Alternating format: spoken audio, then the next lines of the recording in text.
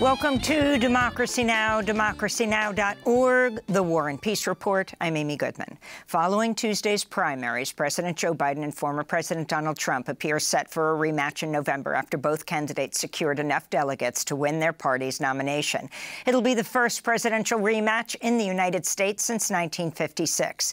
Biden and Trump both won races Tuesday in Georgia, Mississippi, and Washington state, where over 7% of Democratic voters chose uncommitted as part of an ongoing protest over Biden's support for Israel's assault on Gaza.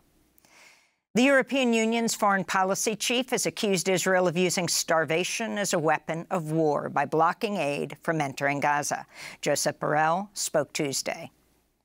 But this is a humanitarian crisis which is not a natural disaster. It's not a flood. It's not a earthquake. It's a man-made. And when we look for alternative ways of providing support by sea or by air, we have to remind that we have to do it because the natural way of providing support through roads is being closed, artificially closed. And starvation is being used as a war arm. And when we condemn this happening in Ukraine, we have to use the same words for what's happening in Gaza. On Tuesday, the World Food Program managed to deliver aid to Gaza City for the first time in nearly a month. The agency said famine's imminent in northern Gaza unless aid deliveries increase exponentially. Meanwhile, on Capitol Hill, a group of senators led by Bernie Sanders, Jeff Merkley, and Chris Van Hollen are calling on Biden to cut off military aid to Israel if it continues to block U.S. humanitarian aid from entering Gaza.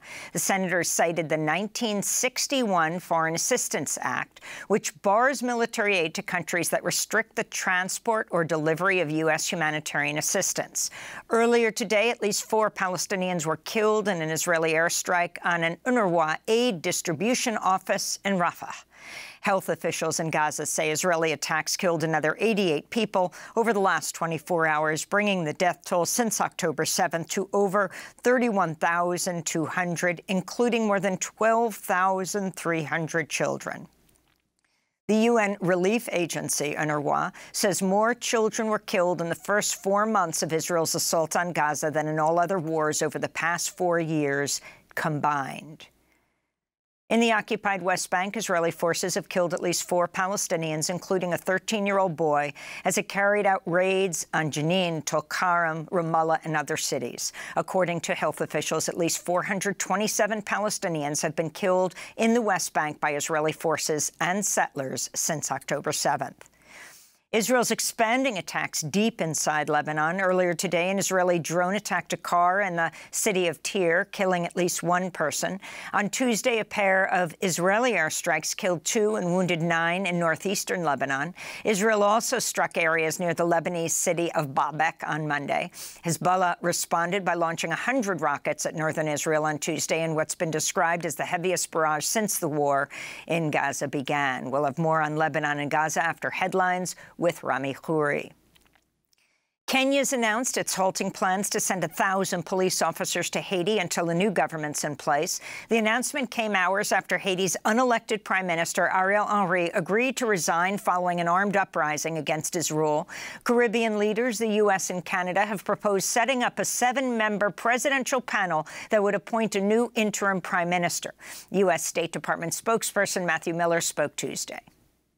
Under the terms of the agreement that was announced yesterday, we expect that the members of the Transitional Council will be appointed in the next 24 to 48 hours, and then they will take the step to appoint an interim prime minister in the near future after that. Ukrainian drones have attacked 3 Russian oil refineries as part of a major attack on critical Russian infrastructure. Russian forces said 58 Ukrainian drones were shot down overnight. This comes as the Biden administration's announced it'll send a new $300 million weapons package to Ukraine. Meanwhile, Russian President Vladimir Putin has said in a new interview Russia's ready to use nuclear weapons if its sovereignty is threatened.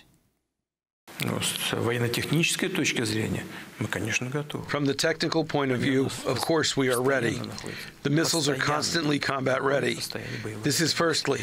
Secondly, and this is accepted by everybody, our nuclear triad is more modern than any other triad.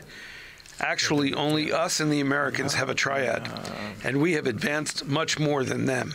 Our triad and the whole nuclear element is more modern.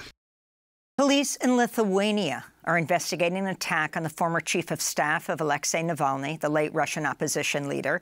On Tuesday, Leonid Volkov was assaulted with a hammer and had tear gas sprayed in his eyes outside his home in Vilnius, the capital of Lithuania. The attack comes just weeks after Navalny died in a Russian Arctic prison. Leonid Volkov spoke to Reuters just hours before the attack Tuesday and directly accused Putin of ordering Navalny's killing. But in the moment, this dying dinosaur is very strong and can cause enormous damage.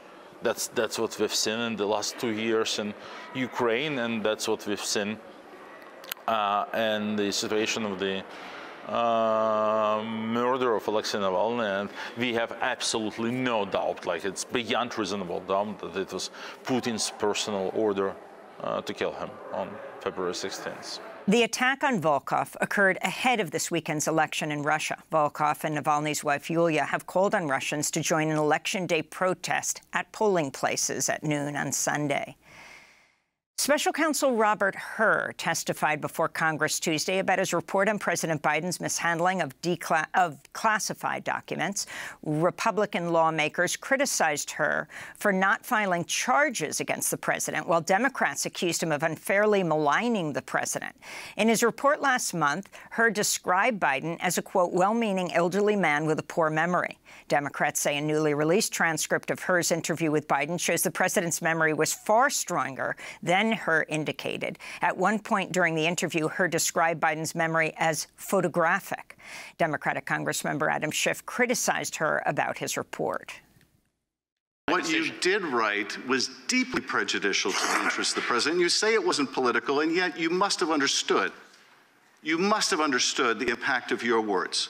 Congressman, what you are suggesting is that I shape, sanitize, omit portions of my reasoning and explanation to the Attorney General for political reasons. No, I suggest that you not shape your report for political reasons, which is what you did. That did not happen, Congressman. That did not happen.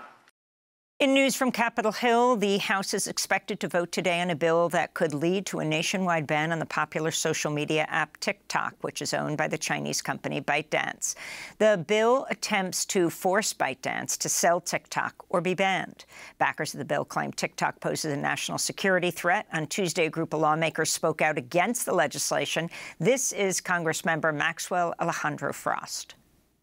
I am highly concerned about our data being collected and being misused by both foreign adversaries and also domestic companies. But this bill does not fix that problem. Let's be honest here. This bill doesn't fix it. In other congressional news, Republican Representative Ken Buck of Colorado has announced he's leaving Congress at the end of next week, in a move that will further erode the Republican slim majority in the House. Florida school teachers will be allowed to discuss sexual orientation and gender identity under the condition the topics are not a part of formal classroom instruction. The clarification came as part of a lawsuit settlement reached by Florida's education officials and a group of LGBTQ+ rights advocates and families. Opponents of Florida's Don't Say Gay law had argued the measure's vague language sparked fear and confusion among educators and students who were unsure if even sharing personal details about their lives, such as drawing a picture of their same-sex parents for a school project, would be a violation of the law. And the New York Civil Liberties Union and Palestine Legal have filed a lawsuit against Columbia University for suspending two pro-Palestine student groups, Students for Justice in Palestine and Jewish Voice for Peace. The groups were suspended last November after organizing peaceful protests against Israel's occupation and war on Gaza. And those are some of the headlines. This is Democracy Now!, democracynow.org, The War and Peace Report. I'm Amy Goodman in New York, joined by Democracy Now! Co-host Juan Gonzalez in Chicago. Hi, Juan. Hi, Amy, and welcome to all of our listeners and viewers across the country and around the world.